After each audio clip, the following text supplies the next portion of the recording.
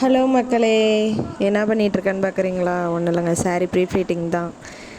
திடீர்னு வந்து ஆர்டர் உடனே செஞ்சு கொடுக்க சொல்லி கேட்டுக்கிட்டாங்க. நானும் வேலைக்கு போய்ட்டு வந்து கொஞ்சம் டயர்டாக இருக்குது அப்படின்னு சொல்லிட்டு சொன்னேன். இல்லை இல்லைக்கா ப்ளீஸ்க்கா உடனே பண்ணி கொடுங்க அப்படின்னு சொல்லிட்டு கேட்டிருந்தாங்க.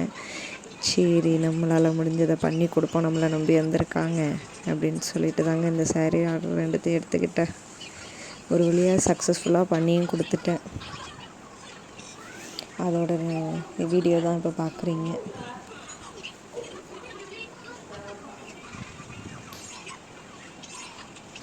சரி, இப்போ சாரீ ப்ரீஃபிட் பண்ணிடலாம் அப்படின்ட்டு அளவு கேட்டால், அக்கா இல்லைக்கா ஊரில் தங்கச்சி இருக்கா, அவளுக்கு தான் பண்ணுறோம், அதனால் நீங்கள் குத்து மதிப்பாக பண்ணுங்கக்கா அப்படின்ட்டாங்க.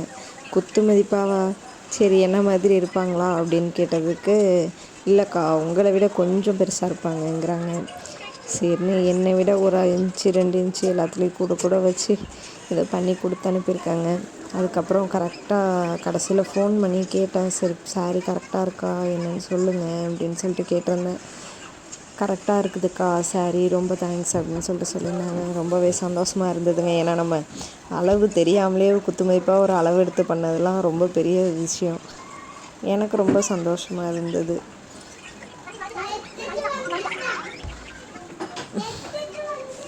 பாருங்கள், கரெக்டாக இருந்தது. கொஞ்சம் பெருசாக வச்சுருந்தேன், அதுக்கேற்ற மாதிரியே உங்களுக்கும் கரெக்டாக இருந்திருக்கு.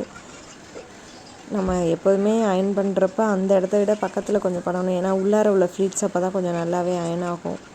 அதுக்காக தான். சரி, நல்லா மடித்து கொடுத்தாச்சு. பாக்ஸ் ஃபோல்டிங்கும் பண்ணிட்டேன். உங்களுக்கு ஸ்டார்டிங் தாங்க கஷ்டமாக இருக்கும், அப்புறம் பண்ண ஈஸியாக வந்துடும் சாரீ ப்ரீஃப்ளீட்டிங்.